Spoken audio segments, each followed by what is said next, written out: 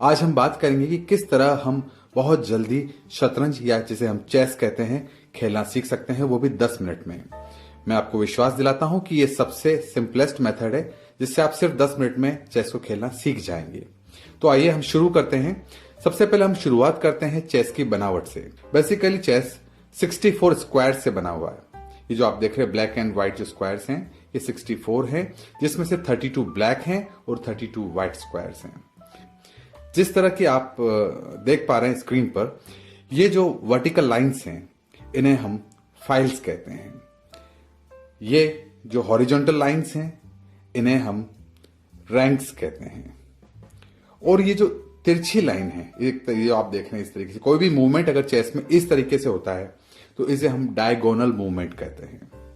तो आइए अब हम मोहरों की लोकेशन को समझते हैं कि कौन सा मोहरा कहां है और कैसे इनको मूव किया जाता है। सबसे पहला मोहरा हमारे बीच जो है वो आप देख पा रहे हैं कि ये मैंने यहां से उठाया है। यह हमारा राजा है। राजा की लोकेशन इस बात पर निर्भर करती है कि इसका कलर कौन सा है। यदि ये ब्लैक कलर का राजा है तो हमेशा ये व्हाइट कलर के स्क्वायर पर रहेगा, और यदि यह व्हाइट है तो ब्लैक स्क्वायर पर रहेगा। क्योंकि अभी हमारा राजा ब्लैक है तो मैं इसे व्हाइट स्क्वायर पर रखता हूं। राजा को हम किंग कहते हैं।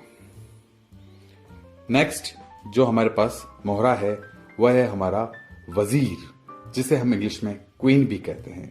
यह हमारा सबसे पावरफुल मोहरा है जो चेस में किसी भी दिशा में चल सकता है, जिसको हम अभी आगे देखेंगे। राजा के जस्ट पास में रहता है वजीर। नेक्स्ट हमारा जो मोहरा है वो मोहरा है हमारा ऊंट। ऊंट को हम बिशप भी कहते हैं। बिशप की लोकेशन हमेशा वजीर के इस तरफ और राजा के उस तरफ। चूंकि दो बिशप होते हैं, दो ऊंट होते हैं, तो आप पाएंगे कि इस तरीके से दोनों तरफ बिशप या ऊंट। अगला मोहरा जो हमारे पास है वह है घोड़ा। घोड़े को हम नाइट भी कहते हैं। नाइट दो होते हैं और हमेशा ऊंट के पास में होते हैं। दो घोड़े होते हैं और दोनों घोड़े ऊंट के पास में। इस तरीके से अब हमारे पास दो कॉर्नर खाली बचे हैं। कॉर्नर्स में हमारे पास होता है यह हाथी। हाथी को हम रूक भी कहते हैं। दोनों कॉर्नर्स पर एक एक रूक हम रखते हैं। तो एक बार हम फिर से समराइज कर लेते हैं। फर्स्ट जो लोकेशन है हमारे पास है राजा, फिर वजीर, दो ऊंट, दो घोड़े और अंत में दो हाथी। आगे की तरफ जो मोर्चा संभालते हैं वो है हमारे पॉन, ये जिन्हें हम प्यादे भी कहते हैं। ये सभी आगे की तरफ इस तरीके से इनको प्रोटेक्ट करते हुए एक एक करके ये सभी प्यादे आगे आते हैं। ये एक खिलाड़ी की पोजीशन है जो इस तरीके से यहां पर जमती है। ठीक उसी प्रकार आपके प्रतिद्वंदी जो खिलाड़ी है उनके भी हम मोहरे इसी प्रकार जमाएंगे, कुछ इस तरह।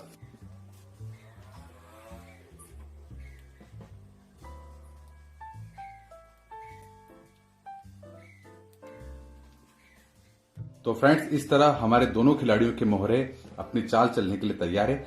आइए हम गेम शुरू करते हैं और हर मोहरे की शक्ति या उसकी चलन शक्ति को हम देखने का प्रयास करते हैं। सबसे पहले हमारे पास जो मोहरा है वह है हमारा पॉन या प्यादा। प्यादे की एक विशेषता होती है कि प्यादा शुरुआत में एक कदम या दो कदम, अपनी सहूलियत के अनुसार खिलाड़ी चल सकता है। वह एक कदम भी चल सकता है और दो कदम भी चल सकता है।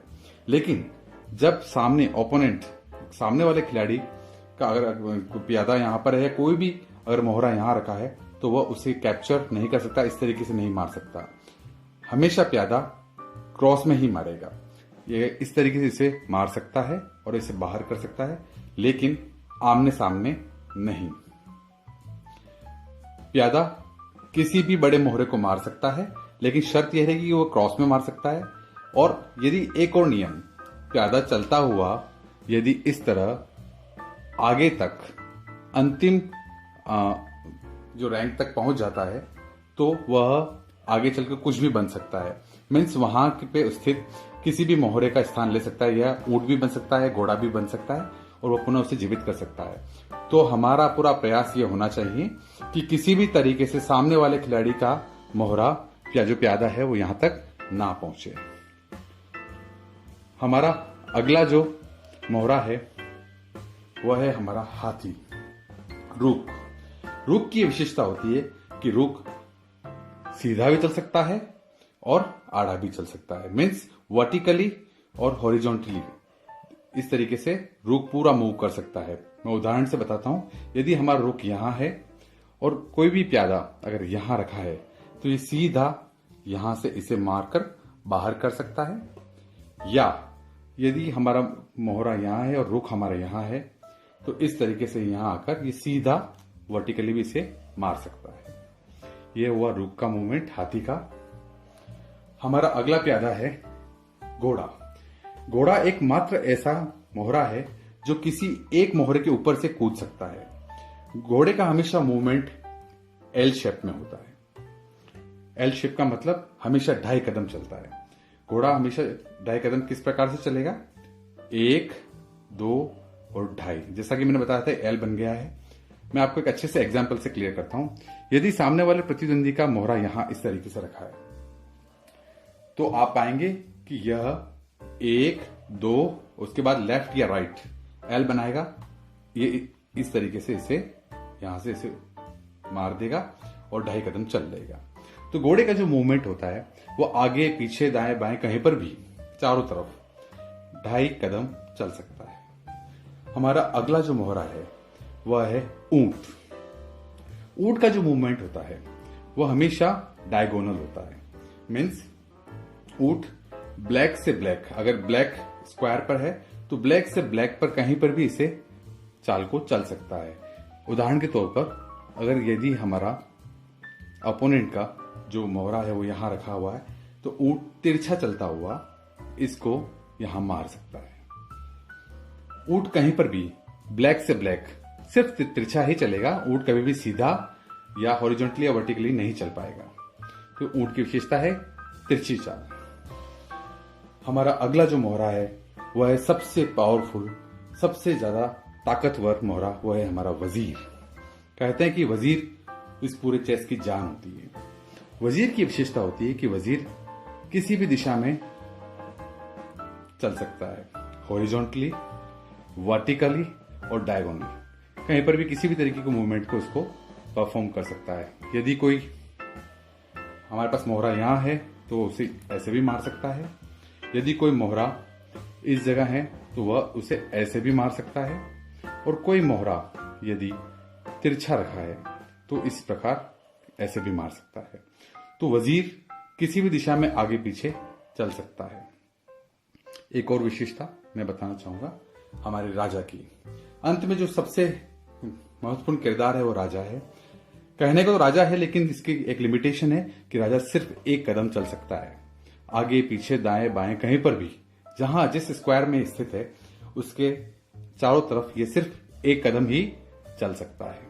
एक अंतिम महत्वपूर्ण बात, हमारा प्यादा सिर्फ आगे की दिशा में जा सकता है। किसी भी सूरत में प्यादा एक बार आगे बढ़ने के बाद वापस नहीं आ सकता।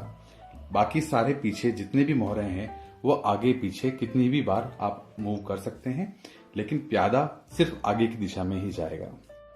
फ्रेंड्स, यदि ये वीडियो आपको पसंद आया है तो इसे लाइक करना ना भूलें, इस चैनल को सब्सक्राइब करना ना भूलें